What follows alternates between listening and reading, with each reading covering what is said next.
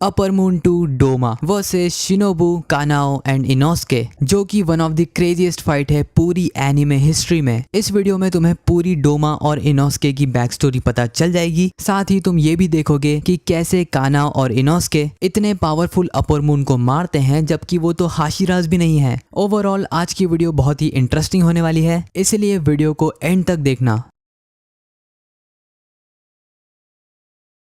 तो अगर इस सीरीज का पार्ट 1 तुम लोगों ने देखा होगा तो तुम्हें पता होगा कि सारे डीमन स्लेयर इन्फिनिटी कैसल में कैसे आए थे। और जब सारे डीमन स्लेयर्स इन्फिनिटी कैसल में घुसते हैं तब सबसे पहला हाशिरा जो कि एक अपर मून से मिलता है वो है शिनोबू। जैसे ही शिनोबू गेट खोलकर डोमा के रूम में घुसती है वो देखती है कई सारी लड़कियों की लाशें जमीन पर पड़ी हुई है और डोमा जो कि अपर मून 2 है वो उस कमरे में बड़ी ही शांति से बैठा हुआ था और एक एक करके सारी लड़कियों को खा रहा था। और तभी डोमा शिनोबू को बड़ी ही फॉर्मल तरीके से ग्रीट करता है और शिनोबू ये देखकर काफी ज्यादा कंफ्यूज थी कि एक डीमन इतनी आराम से कैसे बात कर सकता है जबकि डीमंस का नेचर ऐसा नहीं होता। तभी उन लाशों के ढेर में से एक जिंदा लड़की मदद की भीख मांगती है शिनोबू से, लेकिन डोमा उसे एक ही झटके में खत्म कर देता है। लेकिन शिनोबू की स्पीड इतनी ज्यादा फास्ट थी कि वो उस लड़की को बचा लेती है और जब तक शिनोबू उस लड़की को डोमा की रेंज से दूर लेकर आती है तब तक उसे पता चलता है कि उस लड़की के कई सारे टुकड़े हो चुके हैं। लेकिन डोमा का मानना था कि उसने बिल्कुल ही सही करा है क्योंकि अब वो लड़की मारी जा चुकी है तो वो बिल्कुल भी दर्द फील नहीं कर पाएगी। अब उसे कोई भी सफरिंग नहीं होगी और उसे किसी चीज से डरने की भी जरूरत नहीं है। और यहाँ पर डोमा कहता है कि जब फाइनली मैं उस लड़की को खाऊंगा तब वो मेरा ही एक पार्ट बन जाएगी और मेरे साथ हमेशा हमेशा के लिए जिंदा रहेगी। लेकिन शिनोबू ये सुनकर बिल्कुल भी सेटिस्फाइड नहीं थी और उसे अब डोमा पर बहुत ही ज्यादा गुस्सा आ रहा था। फिर डोमा शिनोबू से पूछता है कि क्या तुम्हारे साथ कुछ गलत हुआ है और अगर ऐसा हुआ है तो तुम मुझसे बिना डरे कह सकती हो, मैं तुम्हारी पूरी कहानी सुनूंगा। और सीरीज के इस पॉइंट तक हमने शिनोबू के मुंह पर सारे एक्सप्रेशंस देखे हैं, खुशी, डर, कंफ्यूजन, लेकिन हमने कभी भी शिनोबू को गुस्से में नहीं देखा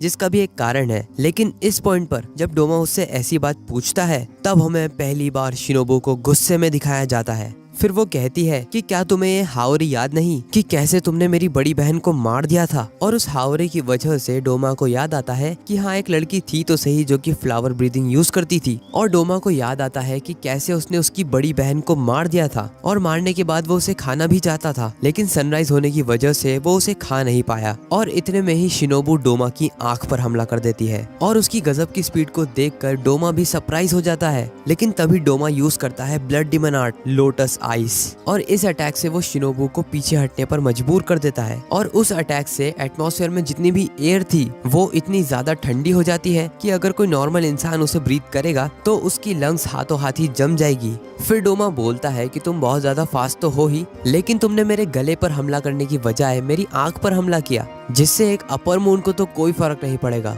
जिस पर शिनोबू का जवाब होता है कि उसका मकसद था ही नहीं डोमा की गर्दन काटना, वो तो बस उसकी बॉडी में पॉइजन पहुंचाना चाहती थी। और तभी डोमा की हालत खराब होने लगती है, वो खून की उल्टियां करने लगता है। लेकिन जैसा कि शिनोबू को डर था इतना कम पॉइजन डोमा को मारने के लिए काफी नहीं है और कुछ सेकंड्स में ही डोमा उस पॉइजन से इम्यून हो जाता है। लेकिन क्योंकि ये शिनोबू का पहला ही पॉइजन था इसलिए डोमा काफी ज्यादा एक्साइटेड था कि अगले पॉइजन कितने पावरफुल होंगे। मतलब डोमा को उसकी स्ट्रेंथ पर इतना ज्यादा भरोसा है कि वो हाशिराज के सामने भी मजाक मस्ती कर रहा है। लेकिन शिनोबू भी जानती थी कि इतनी जल्दी डोमा नहीं मरेगा, इसलिए वो अगले अटैक के लिए तैयार हो जाती है। जिसके बाद हम देखते हैं डोमा के बचपन या फिर उसके पास्ट को, जहाँ पर डोमा के जन्म के साथ ही उसकी आंखों का कलर रेनबो कलर का था और उसके बाल भी व्हाइट कलर के थे, जिस वजह से लोगों का ये मानना था कि डोमा बहुत ही ज्यादा स्पेशल है। और डोमा के पेरेंट्स का भी यही मानना था और यही वो कारण था कि डोमा अपने पेरेंट्स को बहुत ही बेवकूफ समझता था। जिसके बाद डोमा के पेरेंट्स अपना खुद का नया कल्ट शुरू कर देते हैं, इटर्नल पैराडाइज कल्ट, और इसका एक सेपरेट मंदिर भी था जहाँ पर कई सारे लोग आते थे और 4-5 साल के बच्चे डोमा से अपनी लाइफ में हो रहे दुख दर्द के लिए सॉल्यूशन मांगते थे। हालांकि डोमा में बचपन से कोई भी फीलिंग्स नहीं थी और उसे अडल्ट्स पे बहुत ही ज्यादा गुस्सा आता था क्योंकि वो इतने बड़े हो चुके हैं लेकिन इतनी छोटी सी बात नहीं समझते कि एक छोटा सा बच्चा जिसकी आंखें कलरफुल है वो उन्हें मोक्ष नहीं दिला सकता।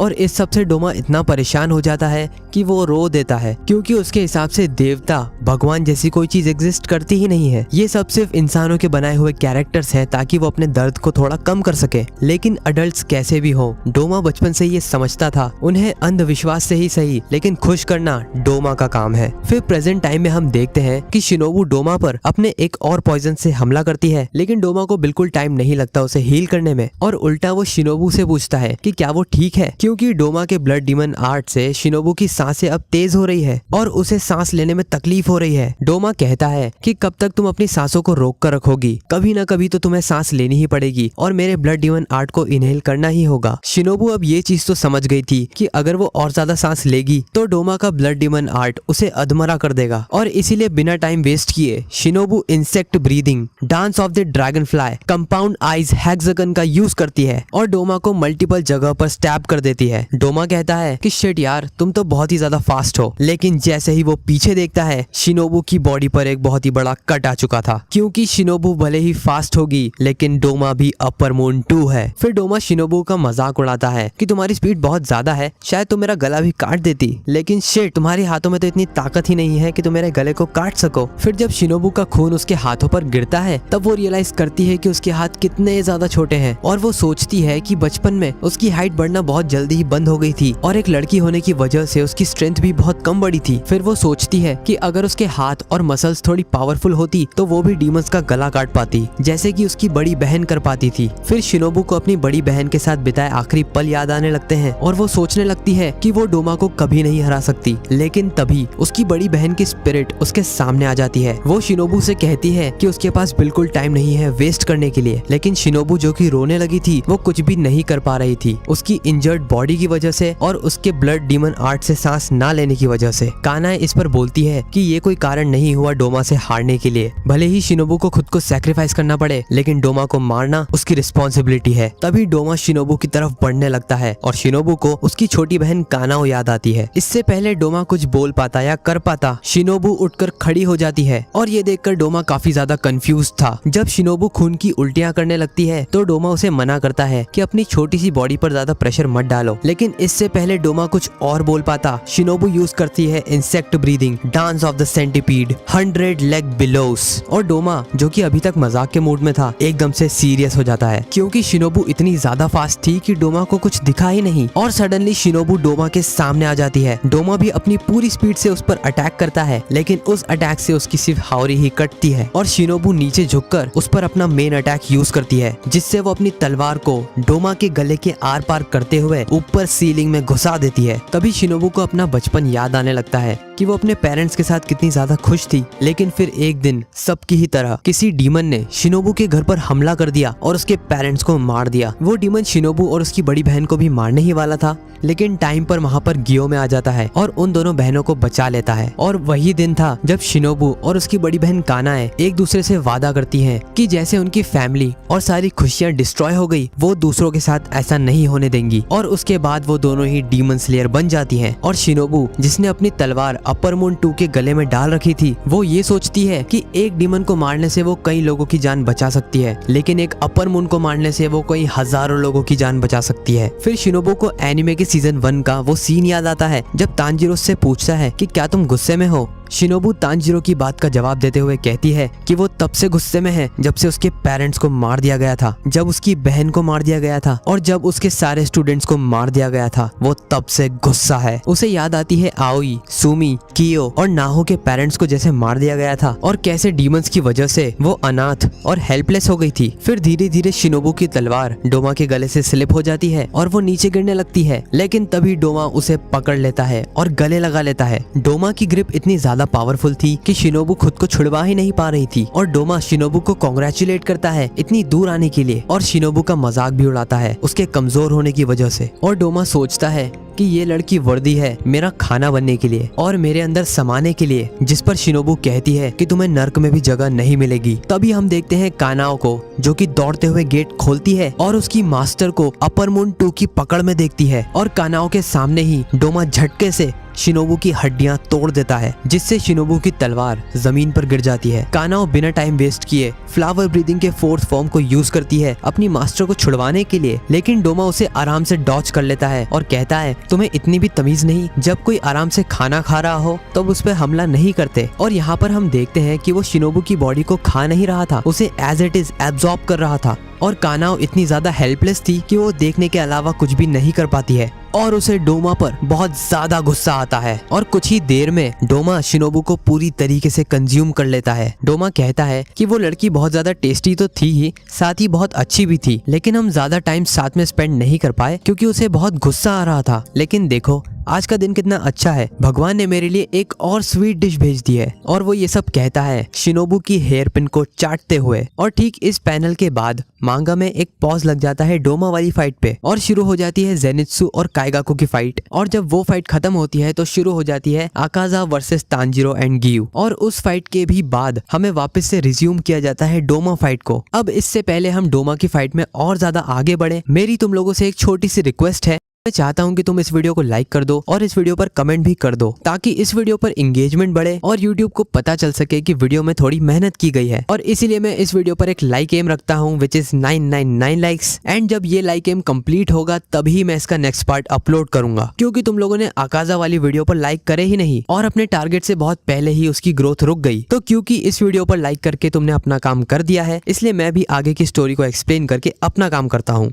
तो तुम लोगों ने पिछली वीडियो यानी कि इस वाली वीडियो में देख ही लिया था कि चैप्टर 152 पर आकाजा की मौत हो जाती है और डोमा की फाइट रिज्यूम होती है उसके ठीक बाद से, जब डोमा को ये रियलाइज होता है कि अभी अभी आकाजा मारा गया है। लेकिन डोमा को कोई फर्क नहीं पड़ता कि उसका दोस्त आकाजा मरे या जिंदा रहे, क्योंकि उसकी बैक स्टोरी से हमें इतना तो पता चल ही गया था कि उसमें कोई इमोशन नहीं है। तो वो अपनी फाइट को कंटिन्यू करते हुए अपने सामने खड़ी लड़की का नाम पूछता है, जिस पर उसके सामने खड़ी लड़की जो कि काफी ज्यादा डैमेज ले चुकी थी, वो लड़खड़ाते हुए कहती है कि उसका नाम है सुयुरु कानाओ और वो कोचो कानाए और कोचो शिनोबू की छोटी बहन है। जिस पर डोमा कहता है कि उसे देखकर लगता तो नहीं कि वो लोग ब्लड रिलेटेड है। खैर उसे क्या ही फर्क पड़ता है, उसे तो सिर्फ लड़कियां खानी है जो कि काफी ज्यादा डिलीशियस होती है। और डिलीशियस से उसे याद आता है कि उसका दोस्त आकाजा लड़कियों को खाने के सख्त खिलाफ था, जबकि डोमा के हिसाब से उसे लड़कियों को खाना चाहिए क्योंकि उनमें ज्यादा न्यूट्रिशनल कंटेंट होता है। लेकिन आकाजा कहाँ मानने वाला था। ऊपर से मास्टर मुजान ने भी उसे स्पेशल परमिशन दे रखी थी कि वो जिसे चाहे उसे खाए और जिसे चाहे उसे नहीं खाए। वैसे भी मास्टर मुजान उसे रैंडम मिशंस पर नहीं भेजते थे, वो उसे स्पेशल मिशंस पर ही भेजते थे। फिर वो आकाजा की मौत पर रोने लगता है कि अब उसका कोई दोस्त नहीं, जिस पर कानाओ बहुत ही सीरियस होकर बोलती है कि झूठ बोलने की भी एक लिमिट होती है और वो ये चीज आसानी से बता सकती है कि डोमा के अंदर कोई भी फीलिंग्स नहीं है। कानाओ कहती है कि सभी लोगों के जन्म के साथ उनमें कई सारी फीलिंग्स होती है, जैसे हैप्पीनेस, जेलसी, सैडनेस और एंगर, लेकिन डोमा इनमें से कुछ भी समझ नहीं सकता। हालांकि डोमा काफी ज्यादा स्मार्ट है, तो उसे पता है कि कैसे इमोशंस को छुपाया जाता है और फेक फीलिंग्स दिखाई जाती है। कानाओ कहती है कि जब डोमा कुछ भी फील कर ही नहीं सकता तो वो ये फालतू की एक्टिंग क्यों करता है। वो कहती है कि डोमा अंदर से पूरी तरह से खोखला है और यहाँ तक कह देती है कि डोमा आखिर पैदा भी क्यों हुआ। अब डोमा जो कि सीरियस हो चुका था, वो कहता है कि मैंने कई सारी लड़कियों को मारा है और उनसे बातें भी करी हैं, लेकिन मैं कभी भी तुम जैसी बुली से नहीं मिला जो कि इतनी सुंदर होने पर भी इतनी कड़वी बातें करती है। कानाओ इस पर कहती है कि वो उससे इतनी ज्यादा नफरत करती है कि उसके मुंह से सच ही निकल गया। डोमा इस पर कहता है कि तुम्हें गलतफहमी हुई है, मैं इतना भी स्मार्ट नहीं हूँ। और बात रही कि मैं पैदा भी क्यों हुआ हूँ, तो एक काम करो, मुझे मार ही दो, अगर मार सकती हो तो। डोमा सडनली कानाओ के पीछे आ जाता है और अपने फैंग से उस पर हमला कर देता है, लेकिन कानाओ न केवल उस अटैक को डॉच कर लेती है, वो डोमा के पेट पर भी एक स्लैश मार देती है। डोमा उस पर हमला करता है, लेकिन वो अपनी फ्लेक्सिबिलिटी से खुद को फिर से बचाने में कामयाब हो जाती है। और सिर्फ यही नहीं, उस पूरे कमरे में जो डोमा का ब्लड डिमोनाट फैला हुआ था, कानाओ ने अभी तक उसे इनहेल नहीं करा, मतलब वो प्रॉपर्ली सांस भी नहीं ले रही है। फिर कानाओ मन ही मन में सोचती है कि उसके रोंगटे खड़े हो रहे हैं, घबराहट में उसके हाथ अपने आप ही धूज रहे हैं और डोमा की वो खतरनाक इमेज उसके दिमाग से निकल ही नहीं रही। लेकिन उसे डोमा पर इतना ज्यादा गुस्सा आ रहा है कि मानो उसकी बॉडी जल रही है सिर्फ डोमा को मारने के लिए। तभी वो डोमा के सामने चिल्लाती है कि वो उससे बहुत ज्यादा नफरत करती है क्योंकि डोमा ने उसकी फैमिली को मार दिया। तभी वो यूज करती है flower breathing, fifth form, peony of fertility और रैपिडली वो डोमा पर कई सारे हमले कर देती है, जिसके जवाब में डोमा यूज करता है blood demon technique, snowfall in a wilted garden, जिससे बहुत ही मजबूत आइस की कई सारी लेयर्स डोमा के सामने बन जाती है ताकि वो उसे प्रोटेक्ट कर सके। लेकिन कानाओ अपने फ्लावर ब्रीदिंग के सेकंड फॉर्म से सभी को तोड़ देती है। डोमा समझ जाता है कि ये भले ही बहुत पावरफुल नहीं है, लेकिन फिर भी इसकी एनालिटिकल स्पीड और आंखों की तेजी बहुत ज्यादा है, इसलिए वो कानाओ की आंखों पर हमला करता है। लेकिन ऑफ कोर्स कानाओ उसे डॉच कर लेती है और फ्लावर ब्रीदिंग के सिक्स्थ फॉर्म से वो डोमा पर फिर से अटैक करती है। कानाओ यूज करती है फ्लावर ब्रीदिंग के सिक्स्थ फॉर्म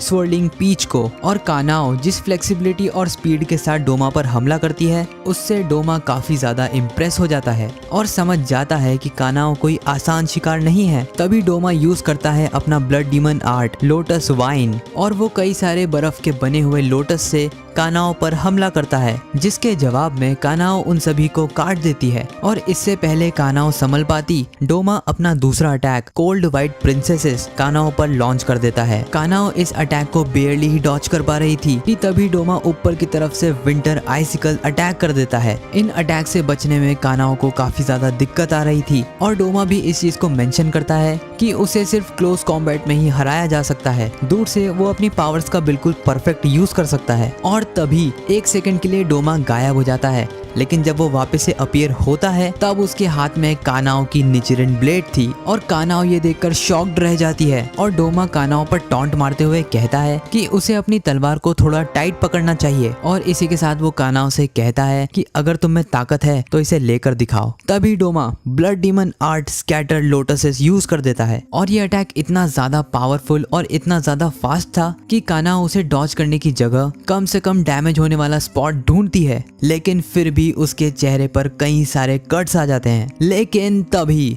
इस फाइट में बहुत ही बड़ा ट्विस्ट आता है जब हमारे लॉर्ड इनोस्के रूफ तोड़ते हुए सीधा डोमा के रूम में एंटर कर जाते हैं और सभी को सावधान होने के लिए कह देते हैं। तभी इनोस्के यूज करता है beast breathing fifth fang mad cleave, जिससे वो डोमा के अटैक को पूरी तरीके से काट देता है और कानाओ को बचा लेता है। जिसके बाद इनोस्के अपने सामने खड़े डीमन को जूम इन कर देखता है और अनाउंस कर देता है कि सामने खड़ा डीमन अपर मून 2 है और इनोस्के ही वो बंदा होगा जो कि उसे हराएगा और फाइनली एक हाशिरा बन जाएगा। डोमा मन ही मन में बोलता है कि वो कौन सा उसकी आइडेंटिटी छुपा रहा था और डोमा मन ही मन में सोचने लगता है कि ये बंदा तो बहुत ही ज्यादा इंटरेस्टिंग कैरेक्टर है। फिर इनोस्के कानाओ की तरफ देखता है और बोलता है कि तुम्हें तो बहुत ही ज्यादा चोट लगी है, अगर ये बात शिनोबू को पता चल गई तो वो बिल्कुल खुश नहीं होगी। जिस पर कानाओ कुछ रिस्पॉन्ड तो करती ही नहीं है, साथ में दुखी भी हो जाती है और इससे इनोस्के समझ जाता है कि शिनोबू मारी जा चुकी है और ये बात पता चलते ही इनोस्के पूरा सीरियस हो जाता है। डोमा जो कि दूर खड़ा हुआ बातें सुन रहा था वो कहता है कि किसने कहा शिनोबू मारी जा चुकी है, वो तो मेरे अंदर समा चुकी है और अब वो अमर है, क्योंकि जिसे भी मैं खाता हूँ वो मेरी बॉडी का एक पार्ट बन जाते हैं और हमेशा के लिए अमर हो जाते हैं। जिसके बाद इनोस्के को याद आता है कि शिनोबू ने उसे एक पिंकी प्रॉमिस किया था कि इनोस्के उस बैंडेज को नहीं निकालेगा जो कि शिनोबू ने उसे लगाई है। फिर इनोस्के इंसेनली सीरियस होकर बोलता है कि मैं तुम्हारे टुकड़े टुकड़े कर दूंगा और डायरेक्टली इनोस्के डोमा पर हमला कर देता है और कानाओ उसे वार्न करती है कि डोमा की बनाई हुई एयर को बिल्कुल इनहेल मत करना, लेकिन इनोस्के कौन सा सुनने वाला था, इसलिए वो यूज करता है beast breathing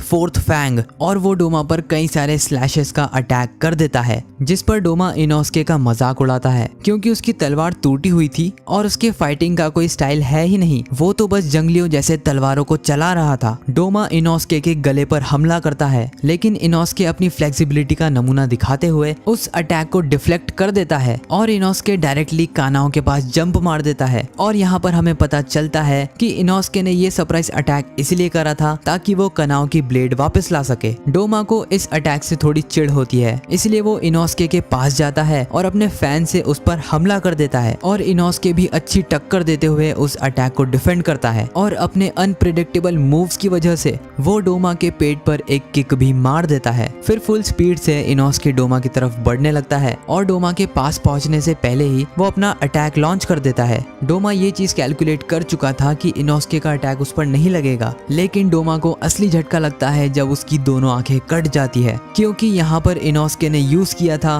beast breathing ninth fang godly undulating slice, जिसमें वो अपने पूरे हाथों के जॉइंट्स को डिसलोकेट कर लेता है और सेफ डिस्टेंस से ओपोनेंट पर अटैक करता है। कानाओ इनोस्के को ऐसे देखकर पूरी तरीके से शॉक्ड थी और तभी इनोस्के एक ही झटके में सारे जॉइंट्स को वापस अपनी जगह पर ले आता है और कहता है कि उसका निशाना बहुत ही कमजोर है, वो तो एक्चुअली में गले पर मारना चाहता था। और ये देखकर डोमा हंस पड़ता है और कहता है कि मैंने अपनी पूरी लाइफ में तुम जैसे फाइटर से कभी फाइट नहीं की। जिस पर इनोस्के कहता है कि ऐसा इसलिए क्योंकि आज तक मेरी लेवल पर कोई पहुंचा ही नहीं है। इनोस्के ये सब बोल ही रहा था कि तभी उसका मास्क एकदम से गायब हो जाता है और हम देखते हैं डोमा के हाथ में इनोस्के का मास्क था और वो कहता है कि बोर की चमड़ी बहुत ही ज्यादा पुरानी हो गई है और आखिर तुम्हें इन सड़ी हुई आंखों में से दिखता भी कैसे है। जिस पर इनोस्के गुस्से में अपना मास्क वापस मांगता है कि तभी डोमा को कुछ याद आता है और वो कहता है कि एक मिनट, मुझे ऐसा लगता है कि मैंने तुम्हें पहले भी कहीं देखा है। डोमा इनोस्के से पूछता है कि क्या हम पहले मिल चुके हैं, जिस पर इनोस्के गुस्से में अपना मास्क वापस मांगता है। हालांकि डोमा को थोड़ा थोड़ा याद आ रहा है कि वो कब मिले थे। कानाओ इनोस्के को बोलती है कि डोमा बस तुम्हारा ध्यान भटकाने के लिए ये सब बोल रहा है, लेकिन तभी डोमा अपने दिमाग में अपनी उंगली डाल देता है और याद करने लगता है कि वो कौन सी मेमोरी थी जब वो इनोस्के से मिला था और उसे याद आती है एक लड़की आज से 15 साल पहले। डोमा को याद आती है एक 17-18 साल की यंग लड़की जिसे उसका हस्बैंड मेंटली तो परेशान करता ही था, साथ ही वो फिजिकली भी उसे बहुत मारता था। इसलिए इन सब से परेशान होकर उस लड़की ने अपना घर छोड़ दिया और अपने न्यू बॉर्न बेबी को लेकर डोमा के मंदिर पहुंच गई और डोमा ने भी उसे अपने इटर्नल पैराडाइज कल्ट में जगह दे दी।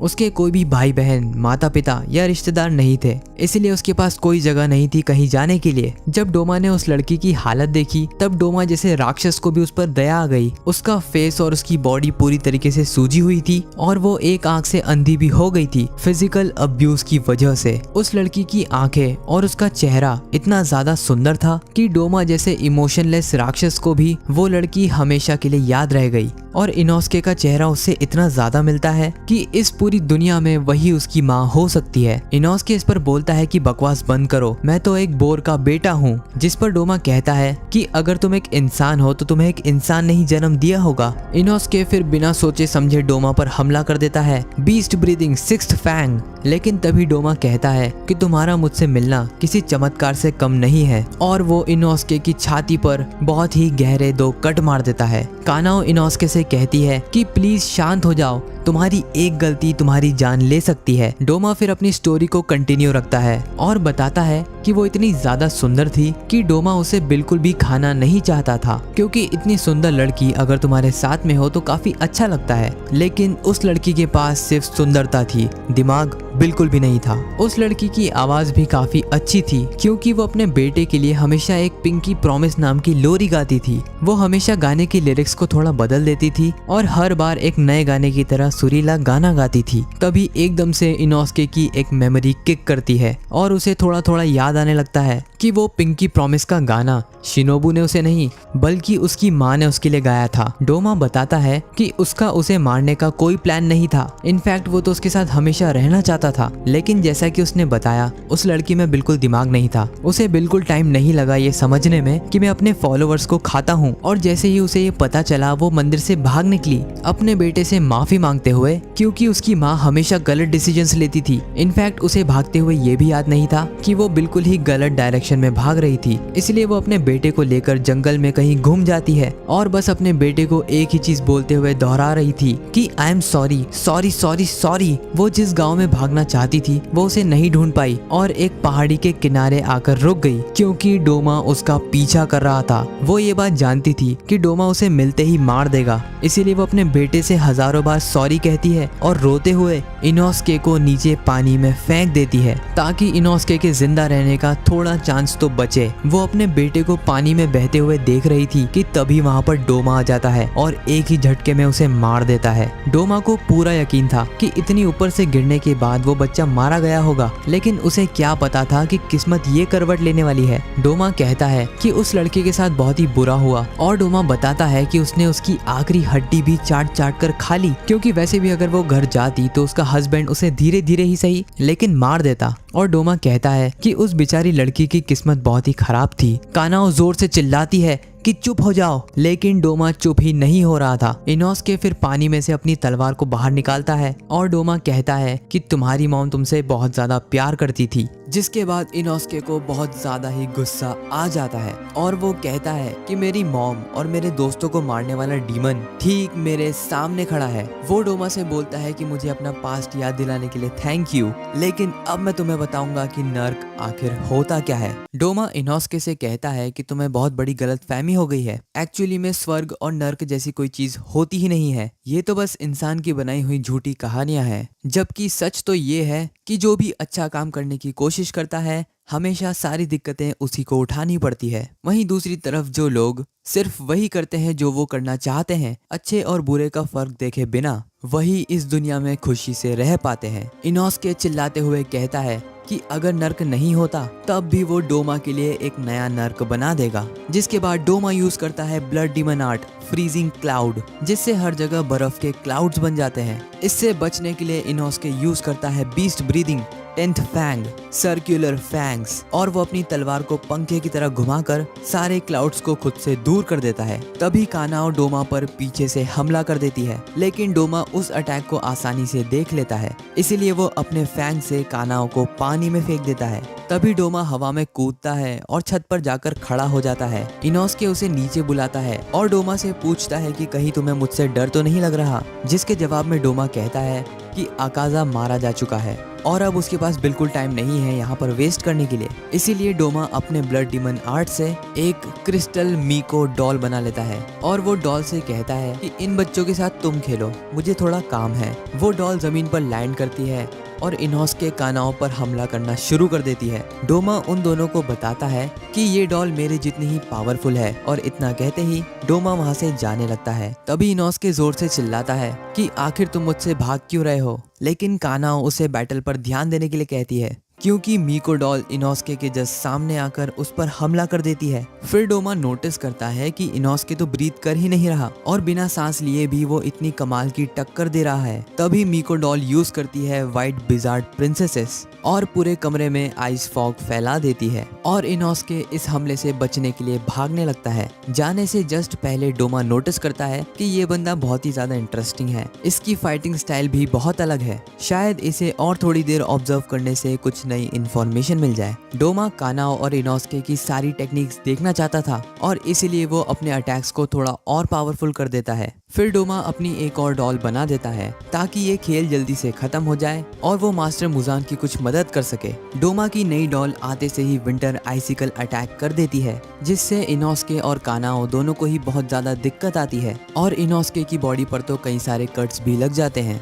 और ये देखकर इस फाइट से डोमा का इंटरेस्ट खत्म हो जाता है और वो समझ जाता है कि ये दोनों भी नॉर्मल डीमन स्लेयर्स ही हैं। इसीलिए वो बाहर जाने के लिए अपने रूम के गेट तक पहुंचता है और तभी एकदम से उसकी बॉडी मेल्ट होना शुरू हो जाती है और इससे अपर मून 2 बहुत ज्यादा ही कंफ्यूज्ड हो जाता है और मेल्ट होती हुई बॉडी के साथ वो एकदम से जमीन पर गिर जाता है। फिर हमें दिखाया जाता है एक फ्लैशबैक जहां पर शिनोबू कानाओ को अपना मास्टर प्लान बताने वाली थी। शिनोबू उसे बताती है कि अगर उनका सामना कभी अपर मून 2 से होता है तो शिनोबू खुद मारी जाएगी और डोमा के द्वारा खा ली जाएगी। और ये सुनते ही कानाओ पूरी तरीके से शॉक्ड रह जाती है और कहती है कि इससे बेहतर होगा अगर हम उससे साथ मिलकर लड़े और हरा दें। शिनोबू कहती है कि ये पॉसिबल नहीं है क्योंकि एक अपर मून लगभग 3 हाशिरास के जितना पावरफुल होता है और जहां तक उसे इन्फॉर्मेशन मिली है अपर मून 2 को लड़कियों से एक अलग ही ऑब्सेशन है। शिनोबू जानती थी कि अगर वो डोमा से लड़ेगी तो वो डेफिनेटली मारी जाएगी, इसीलिए उसने एक प्लान बनाया और पिछले 1 साल से शिनोबू विस्टेरिया पॉइजन कंज्यूम कर रही है। धीरे धीरे करके उसने अपनी बॉडी में बहुत ज्यादा पॉइजन इंजेक्ट कर लिया है। यहाँ पर शिनोबू बताती है कि उसकी तलवार में सिर्फ 37 ml विस्टेरिया पॉइजन आ पाता है मैक्सिमम, लेकिन अभी इस पॉइंट तक शिनोबू की बॉडी में 37 किलोग्राम पॉइजन है, जो कि एक अपर मून को कमजोर करने के लिए काफी है। हम देखते हैं कि डोमा की बॉडी अब मेल्ट होने लगी है और उसका रीजनरेशन भी रुक गया है और तभी एकदम से उसकी आइस डॉल्स भी टूट जाती है। कानाओ, जिसे शिनोबू का प्लान पहले से ही पता था, वो इनोस्के से कहती है कि अभी सही टाइम है डोमा का गला काटने का और शिनोबू को खुद नहीं पता था कि ये प्लान काम करेगा भी या नहीं। इसीलिए कागाया ओबियाशिकी शिनोबू को इस मामले में लेडी टामायो की मदद लेने के लिए कहते हैं। शिनोबू कानाओ को बताती है कि एक बार अगर पॉइजन ने काम करना शुरू कर दिया तो ये कानाओ की रिस्पॉन्सिबिलिटी है डोमा को खत्म करने की। इसीलिए कानाओ अपनी पूरी ताकत लगाकर डोमा पर हमला करती है ताकि शिनोबू का सैक्रिफाइस वेस्ट ना जाए। जैसे ही इनोस्के और कानाओ डोमा पर हमला करते हैं, डोमा अनलीश करता है अपना final move frozen lily Bodhisattva, जिससे एक आइस का बुद्धा स्टैचू बन जाता है और ये बुद्धा स्टैचू बहुत ज्यादा ही पावरफुल था। स्टैचू बिना टाइम वेस्ट किए इनोस्के और कानाओ पर हमला कर देता है। कानाओ ये बात जानती थी कि अगर अभी वो पीछे हटे तो डोमा के पास बहुत ज्यादा टाइम हो जाएगा रीजनरेट करने के लिए, और अगर वो ज्यादा पास रहे और उन्होंने फॉग को इनहेल किया तो वैसे भी वो नहीं लड़ पाएंगे। ऐसे टाइम पर कानाओ अपनी लास्ट टेक्निक यूज करती है, जो कि उसे यूज करने से मना किया था शिनोबू ने, क्योंकि वो इस अटैक को यूज करते हुए परमानेंटली ब्लाइंड हो सकती है, क्योंकि आंखें बहुत ज्यादा ही सेंसिटिव होती है और उनकी ब्लड वेसल्स बहुत पतली होती है। तो अगर इतना ज्यादा प्रेशर आईबॉल्स पर पड़ेगा तो श्योरली वो ब्लाइंड हो जाएगी। लेकिन कानाओ का ये सैक्रिफाइस बहुत ही छोटा होगा शिनोबू के सैक्रिफाइस के सामने, इसलिए वो यूज करती है flower breathing scarlet spider lily eyes, जो कि फ्लावर ब्रीदिंग का फाइनल फॉर्म है। इससे कानाओ की आंखें पूरी तरीके से ब्लड से भर जाती है और वो इसे ज्यादा लंबे टाइम तक यूज नहीं कर सकती। तभी वो देखती है कि बुद्धा स्टैचू ने इनोस्के को पकड़ रखा है और बस मारने ही वाला है कि तभी कानाओ स्टैचू पर हमला कर देती है और स्टैचू के हाथों को काट देती है, जिससे इनोस्के फ्री हो जाता है। कानाओ का अगला टारगेट था डोमा का गला, और जैसे ही वो उस पर हमला करने वाली थी, बोधिसत्व स्टैचू का मुंह डायरेक्टली कानाओ के पीछे आ जाता है और उस पर आइसी फॉग अटैक कर देता है, जिससे कानाओ आधे से ज्यादा जम जाती है और डोमा का गला काटने से पहले ही उसकी तलवार रुक जाती है। तभी इनोस्के यूज करता है उसकी brand new technique sword throwing slice, जिसमें वो अपनी तलवारों को पूरी पावर के साथ कानाओ की तलवार पर फेंक देता है। एंड फाइनली वही होता है जिसका हम सभी को इंतजार था। इनोस्के की तलवार के कांटेक्ट में आते ही कानाओ डोमा का सर धड़ से अलग कर देती है। डोमा को बिल्कुल भी यकीन नहीं हो रहा था कि उसका सर अभी अभी कट चुका है। उसने कभी सोचा भी नहीं था कि इतने कमजोर डीमन स्लेयर्स उसे हरा देंगे। हालांकि डोमा अभी भी हार नहीं मानता है। उसका मानना था कि उसका सर फिर से रीजनरेट हो जाएगा, बिल्कुल आकाजा या मुजान की तरह, और सर कटने के बाद भी वो फाइट को कंटिन्यू कर सकता है। लेकिन जैसे ही डोमा का सर कट कर जमीन पर गिरता है, उसकी बॉडी और उसका सर डिसइंटीग्रेट होने लगता है और जल्द ही वो समझ जाता है कि अब उसका टाइम आ चुका है। उसके मरने के ठीक पहले उसे अपना बचपन याद आता है। बचपन में डोमा के सामने ही उसकी मॉम ने उसके डैड को मार दिया था, क्योंकि उसके डैड फीमेल फॉलोवर्स के साथ बहुत ही बुरा बर्ताव करते थे। जब डोमा की मॉम उसके डैड को मार रही थी, तब डोमा के दिमाग में सिर्फ एक ही चीज चल रही थी कि प्लीज मेरे कमरे को गंदा मत करो और बाहर कहीं जाकर एक दूसरे को मारो। हालांकि उसके कुछ टाइम बाद डोमा की मॉम भी सुसाइड कमिट कर लेती है, लेकिन डोमा ने उसके पेरेंट्स के बारे में एक सेकंड के लिए भी नहीं सोचा। डोमा बताता है कि वो 20 साल की उम्र में एक डीमन बन गया था और लगभग 100 सालों से वो डीमन ही है, लेकिन अभी तक इंसानों के इमोशन के बारे में डोमा को कुछ भी नहीं पता था। जिसके बाद हम एक आफ्टर लाइफ का सीन देखते हैं, जहां पर शिनोबू के हाथ में डोमा का सर था। शिनोबू डोमा से कहती है कि फाइनली तुम मारे जा चुके हो और अब मैं चैन से मर सकती हूँ। डोमा उससे पूछता है कि तुम्हारा नाम शिनोबू है या कनाए है, जिस पर शिनोबू कहती है कि तुम्हें नाम याद रखने की कोई जरूरत नहीं, क्योंकि तुमसे घिनौना जीव मैंने आज तक नहीं देखा। डोमा उसे बताता है कि वो पॉइजन इतना ज्यादा खतरनाक था कि उसे पता भी नहीं चला और पॉइजन उसके खून में पूरी तरीके से मिल गया। इस पर शिनोबू बताती है कि उस पॉइजन को तैयार करने में लेडी टामायो ने उसकी मदद की थी। तभी एकदम से डोमा कहता है कि मुझे तुम्हें देखकर कुछ फील हो रहा है। मेरा दिल, जो कि टेक्निकली अभी एग्जिस्ट करता ही नहीं है, वो बहुत तेजी से धड़कने लगा है। इसलिए वो शिनोबू से पूछता है कि क्या ये प्यार है, और एकदम से डोमा को ये भी रियलाइज हो जाता है कि स्वर्ग और नर्क जैसी चीजें शायद एग्जिस्ट कर सकती हैं। जिस पर शिनोबू उसे गाली देती है और कहती है कि बेहतर होगा तुम जल्दी से नर्क चले जाओ, क्योंकि मैं तुम्हें और बर्दाश्त नहीं कर सकती। वहीं दूसरी तरफ इनोस्के, जहाँ पर डोमा डिसइंटीग्रेट हुआ था, वहीं पर खड़ा होकर अपनी जीत का ऐलान कर देता है। लेकिन इस पॉइंट तक इनोस्के इतना ज्यादा कमजोर हो गया था कि वो जमीन पर गिर पड़ता है। फिर एकदम से इनोस्के को याद आता है कि एक बार तांजीरो ने उसे बताया था कि सभी की मॉम होती है, पर उस टाइम तक इनोस्के को लगता था कि उसकी कोई मॉम है ही नहीं, वो तो बोर्स के झुंड में से ही एक है। लेकिन तांजीरो उसे यकीन दिलाता है कि तुम एक इंसान हो और इसीलिए तुम्हें इंसान ने ही जन्म दिया है। इनोस्के का मानना ये था कि अगर उसकी कोई मॉम है भी, तब भी उन्होंने इनोस्के को छोड़ दिया।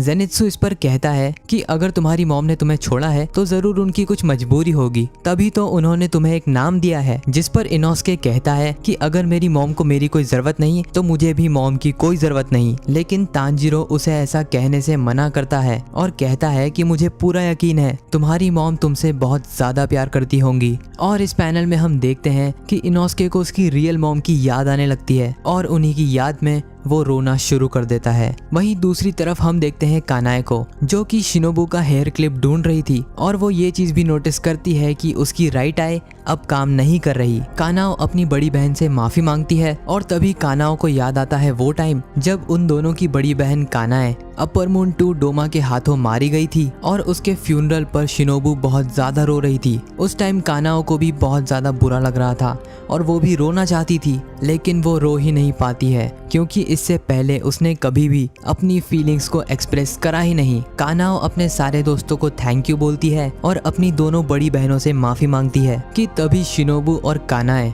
खुश होते हुए उसके सर पर हाथ रखते हैं और मन ही मन में बोलते हैं कि तुमने बहुत ही अच्छा काम किया। लेकिन जैसे ही कानाओ ऊपर देखती है वहाँ पर कोई भी नहीं खड़ा था, जिसके बाद हम एक आफ्टर लाइफ का सीन देखते हैं जहाँ पर शिनोबू अपनी बड़ी बहन कानाए के साथ फाइनली अपने पेरेंट्स से मिलती है और वो सभी बहुत ज्यादा ही खुश थे। कानाओ जिसके हाथ में उसकी बड़ी बहनों की हेयर क्लिप थी वो फाइनली अपने इमोशंस को एक्सप्रेस करती है और रोने लगती है। वहीं दूसरी तरफ हम देखते हैं तांजीरो को, जो कि आकाजा से फाइट के बाद बेहोश था और तभी उसकी नींद खुल जाती है क्योंकि उसे कहीं से आग जलने की खुशबू आ रही थी। तांजीरो सबसे पहली चीज देखता है कि गियू आग जलाकर अपनी तलवार को गर्म कर रहा है, जो देखकर तांजीरो हैरान रह जाता है। गियू उसे बताता है कि बांधने के बाद भी उसका खून नहीं रुक रहा था, इसलिए वो अपने घाव को जला रहा है ताकि ज्यादा खून ना निकले, और अगर तुम चाहो तो मैं तुम्हारे घाव भी भर सकता हूँ। जिस पर तांजीरो झिझकते हुए हाँ कहता है। फिर गियू तांजीरो से कहता है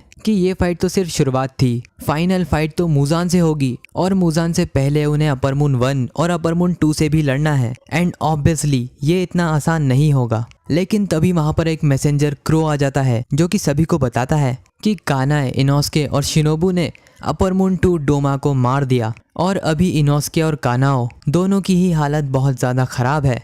जिसके बाद हम देखते हैं नाकीमे को, जो कि अब अपर मून 4 बन चुकी है। उसकी फाइट शुरू हो जाती है मित्सुरी और ओबुनोई से और ये फाइट बहुत ही कांटे की टक्कर वाली थी। जिसके बाद हम देखते हैं मुइचिरो और गियोमे को, जो कि मुजान के बहुत नजदीक थे। तभी इन्फिनिटी कैसल मुइचिरो को गियोमी से अलग कर देता है और बहुत ही दूर जाकर एक कमरे में फेंक देता है और उस कमरे में एक अपर मून ऑलरेडी था, upper moon 1 Kokushibo. Upper moon 1 मुइचिरो को देखकर कहता है कि तुम तो काफी ज्यादा जाने पहचाने लग रहे हो। और इसी पैनल के साथ infinity castle part 2 Doma fight खत्म हो जाती है। इन्फिनिटी कैसल का एक मेजर पार्ट तो अब खत्म हो चुका है, लेकिन अभी भी सबसे इंटरेस्टिंग पार्ट बचा है। तो अगर तुम्हें इस सीरीज का नेक्स्ट पार्ट देखना है तो वीडियो का लाइक एम कंप्लीट करना होगा, विच इज 999 लाइक्स। और जैसे ही ये टारगेट कंप्लीट होता है मैं इसका नेक्स्ट पार्ट अपलोड कर दूंगा। सो बस गाइस, आज की वीडियो के लिए सिर्फ इतना ही। Thank you for watching this video.